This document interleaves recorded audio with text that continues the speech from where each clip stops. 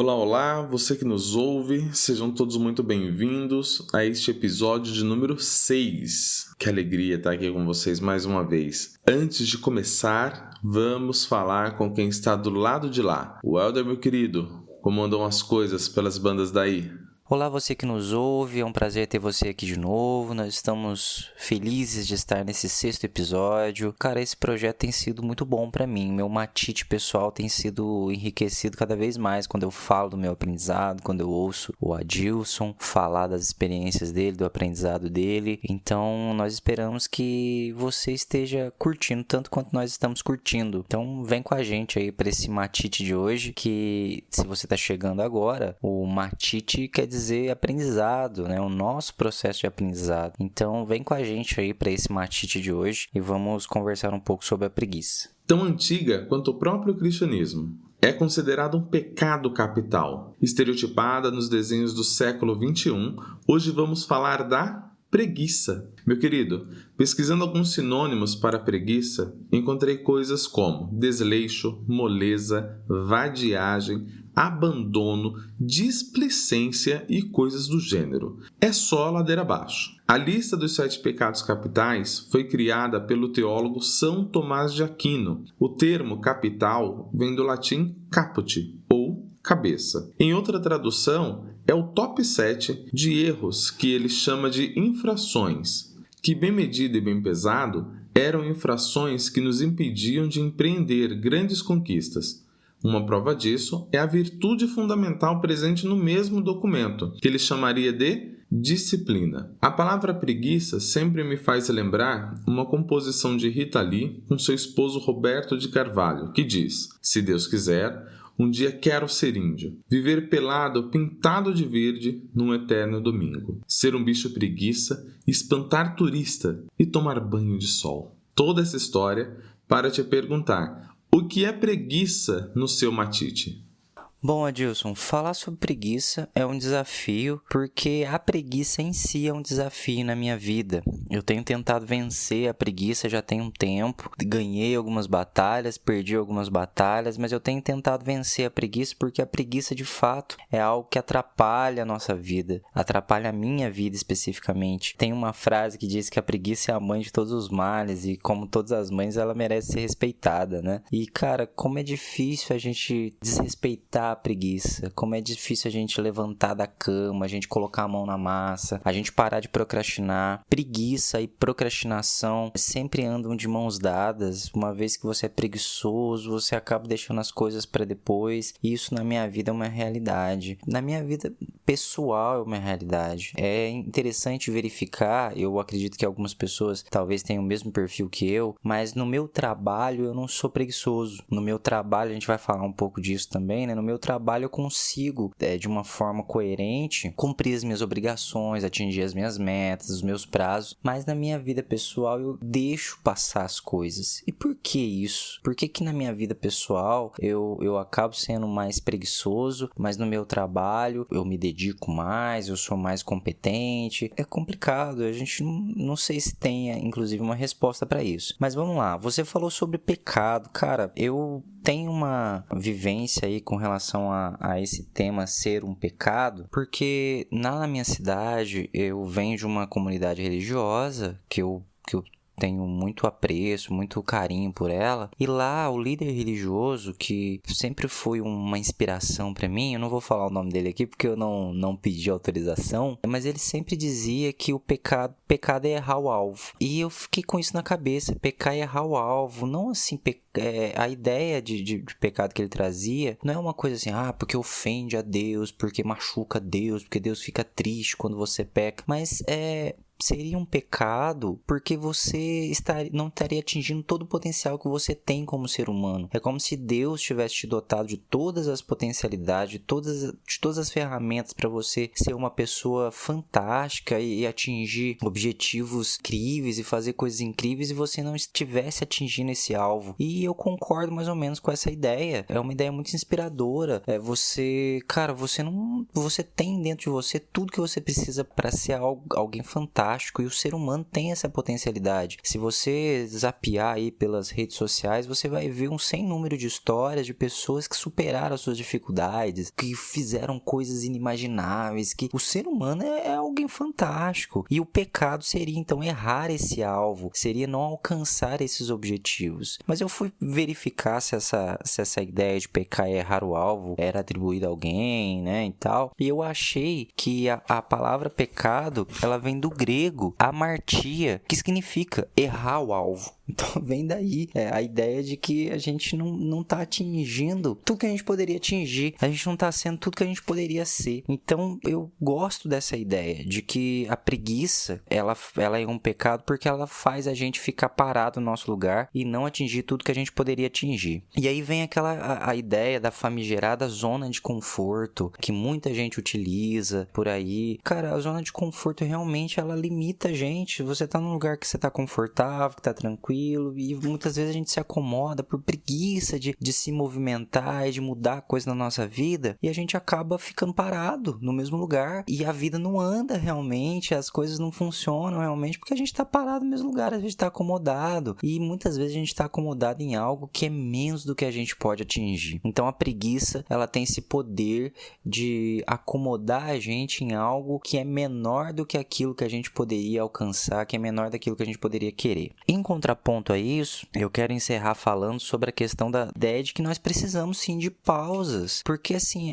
quando a gente ouve falar dessa zona de conforto, a gente vê um monte de gente falando sobre isso, e frases motivacionais e tudo aquela coisa, e dá a impressão de que a gente não pode parar um minuto. Frases como aquilo, eu trabalho enquanto os outros estão dormindo, né, faça enquanto os outros não estão fazendo. Então aproveite que as pessoas estão descansando, estão curtindo, para você trabalhar, como se realmente a gente não pudesse ter um momento de descanso. E cara, como isso é prejudicial para nossa vida. A gente precisa descansar, a gente precisa parar, a gente precisa ter pausas na nossa vida, momentos em que a gente não faz nada específico, nada muito produtivo, entre aspas, especificamente. A gente precisa de momentos, cara, para comer uma comida gostosa, para cozinhar a nossa própria comida, para ficar com as pessoas que a gente gosta, para beijar na boca, para fazer sexo, para ir numa praia, para curtir a vida da maneira que ela deve ser curtida, ou simplesmente para ficar sem fazer nada, fazer uma atividade que você gosta. A gente falou em outro momento que muitas vezes a gente descansa fazendo uma atividade que a gente gosta, muita gente descansa jogando bola, praticando um esporte, por exemplo, mas a gente precisaria desses momentos de pausa na nossa vida. Não é à toa que o símbolo religioso de que Deus construiu o mundo em 7 dias e depois ele descansou é para passar essa imagem pra gente, como assim, se até Deus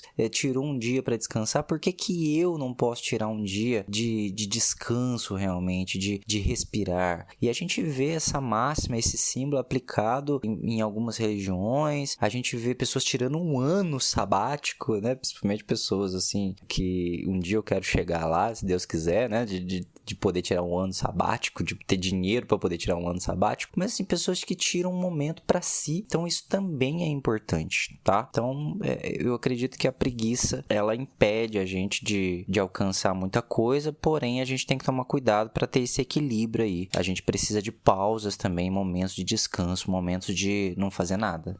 Cara, a gente vem falando ao longo desses episódios coisas que a gente aprende ao longo da vida. Você sabe que eu venho de educação pouco letrada, mas repleta de rituais que faziam com que as pessoas obtivessem os melhores resultados, seja em sua vida profissional ou seja em sua vida pessoal. Gostaria de enfatizar agora a vida pessoal, primeiramente. Falavam-se exaustivamente para as crianças sempre arrumarem suas camas ao se levantarem, pois quem não era capaz de arrumar a própria cama jamais seria capaz de arrumar a própria vida. Isso tem muito disso que me diz, se observarmos com uma lente macro, pois as famílias eram grandes e se cada um fizer um pouco, existem menos coisas para se fazer. Mas foi na busca de manter a saúde mental, começamos a buscar rotinas e rituais matinais que nos auxiliariam na fixação desses hábitos. E em meio ao meu matite, conheci o livro Arrume Sua Cama, Pequenas Coisas que Podem Mudar Sua Vida e Talvez o Mundo. Seja uma lente macro ou uma lente micro, como a do livro, pequenos hábitos são extremamente salutares. No livro, o almirante McRaven diz, abre aspas, se não consegue fazer as pequenas coisas direito, nunca conseguirá fazer coisas grandes direito. Se por acaso tiver um dia ruim, voltará para casa e encontrará uma cama arrumada por você. Uma cama arrumada dá a sensação de que o amanhã será melhor. 2 matites muito interessantes, pelo menos para mim até agora. No entanto, a questão é a seguinte: tarefas grandes ou tarefas pequenas, muitas pessoas dizem que não fazem porque não querem, outras porque não conseguem. Pergunto, este não conseguir tem a ver com alguma patologia? Bom, existem muitas doenças que podem ter aí a preguiça ou a falta de ânimo ou a apatia como um sintoma. Eu acho que não seria legal a gente falar sobre elas aqui, falar no sentido de citar mesmo elas, ficar citando, explicando o que é cada uma delas, mas é interessante a gente dar um norte para as pessoas conseguirem identificar o que seria um indício de que é patológico, de que é uma doença, e o que seria indício de que simplesmente é um mau hábito, é algo que precisa ser corrigido na vida de cada um. Por exemplo, se você é uma pessoa que tem dificuldade para acordar cedo, que põe soneca várias vezes no relógio, que vai trabalhar e no início do seu dia você sua alma ainda tá fazendo download no seu corpo e tal, mas que chega um determinado momento você pega no tranco, você começa a ser produtivo, a sua energia fica 100% e você consegue trabalhar de forma produtiva durante todo o dia, provavelmente você não tem nenhuma patologia, é algo natural. As pessoas têm dificuldade mesmo de acordar cedo, têm dificuldade de funcionar muitas vezes pela manhã. Então não existe algo de patológico aí. Se você tem a mania de deixar as coisas para depois, o velho hábito de acreditar que o seu eu do futuro vai ter mais disposição para fazer as coisas do que o seu eu do presente, que é um erro, porque o seu eu do futuro às vezes tá mais morto do que você no presente para fazer as coisas. Se você tem essa ideia também, cara, isso é só um mau hábito. Um mau hábito no sentido de que atrapalha um pouco a nossa vida, mas esse é só um hábito que talvez, se você quiser, você pode modificar. Agora, a preguiça ou a apatia, ela começa a ser preocupante quando ela incapacita você. Então, vamos pegar uma pessoa com uma depressão severa, ela não consegue sair da cama, ela não tem disposição para sair da cama, porque ela tá ali muito triste, tá sofrendo muito, ela só quer ficar chorando na cama, ela não tem disposição para comer, não tem disposição para fazer nada. Então, aí a gente percebe que é algo patológico, precisa realmente de uma ajuda. Ou uma pessoa que não tem um mínimo ânimo para fazer as coisas, que vive o tempo todo cansada, com sono, querendo dormir, não consegue. Às vezes não é nem algo mental, nem algo psicológico, às vezes é um problema fisiológico. E aí precisa consultar um médico. Pode ter algum problema que tem minado as forças dessa pessoa em caráter fisiológico mesmo. E às vezes não é nem psiquiátrico o problema. Então, assim, se você percebe que o seu grau de preguiça atrapalha a sua vida no sentido de você não consegue, você falta no trabalho, você tem rompido relações, você tem atrapalhado a sua vida de certa forma por causa da preguiça, que é algo muito forte, muito pesado para você, não só uma dificuldade de acordar cedo, por exemplo, aí é importante você procurar ajuda médica mesmo, uma médica e se for necessário, até psiquiátrica, e aí em contraponto a psicoterapia pode ajudar também no processo. Muitas vezes é só um mau hábito mesmo. E aí uma dica para vencer esse mau hábito, recentemente eu dei uma chance para um livro. Esse livro já tinha chegado ao meu conhecimento há um tempo, mas eu sempre torci o nariz, eu falava que eu não queria ler, eu não achava que podia fazer muita coisa para minha vida, mas eu dei uma chance pro livro e realmente tem coisas muito legais ali. Ele se chama O Milagre da Manhã, de Hal Elrod. Ele é um autor americano, ele é palestrante, ele é coach também, um cara que teve um boom com esse livro aí do Milagre da Manhã, e tem uma linha de livros depois do Milagre da Manhã, nessa mesma ideia. Rapaz, faz muito sentido as coisas que ele fala nesse livro. É um livro, obviamente, de autoajuda, mas assim, se você perder um pouco, tinha muito preconceito com autoajuda, né? Se você perde um pouquinho esse preconceito, vou dar uma chance pro livro. Tem coisas muito boas ali que você pode aproveitar. Ele conta um pouquinho da história dele no livro, que é uma história motivadora também. Cara, eu não consegui ainda aplicar todos os passos. Ele propõe 6 passos aí pra você fazer o milagre da manhã, mas pelo menos o acordar cedo eu tenho conseguido fazer. Depois de uma luta, eu tenho conseguido acordar aí pelo menos 1 hora antes da minha rotina começar todos os dias. E cara, tem sido muito bom, tem sido muito mais produtivo meu dia. Eu já chego na minha rotina diária com um pouco mais de motivação, com um pouco mais de energia do que quando eu acordava em cima da hora para fazer as coisas que eu precisava fazer. Então fica a dica aí de livro, fica a dica aí de uma alternativa, né, para você poder vencer esse hábito aí, se apenas for um mau hábito, se não for algo patológico. Se for algo patológico, procure ajuda, não tenha medo de procurar ajuda, que profissionais aí podem realmente te auxiliar nesse sentido. Mano, um outro gosto pessoal nosso é o gosto por filmes de animação. Eu me lembro do meu pai sempre dizendo: você já não tá bem grandinho para ver desenho? Ele dizia e voltava a fazer outra coisa. Ele não viveu bastante para ver seus conselhos serem mostrados na telona. O maior de todos era sobre a vida profissional. Ele dizia: antes de ser um bom profissional, pareça ser um bom profissional. Quando vi o Cid na Era do Gelo e o Flecha no Zootopia, sujeito mega inteligente, porém subjugados por serem bichos preguiças, me remeteu aos seus conselhos. Conselhos estes que eu sempre reproduzi na educação profissionalizante, com jovens e adultos. Neste momento, me recordo que nas atividades de grupo sobre competências e habilidades, as pessoas sempre apontavam para felinos velozes, pois somos obcecados por velocidade e estar ocupado o tempo todo, como se estar ocupado seja um salvo-conduto. Ou as aves de rapina, voando alto, garras afiadas e mais uma vez a dona velocidade. Cara, por que nestas entrevistas nunca somos o mamute, o gambá, o coelho, a raposa ou a preguiça? Ah, que delícia, Dilson. Rapaz, esses 2 filmes aí são filmes muito bons.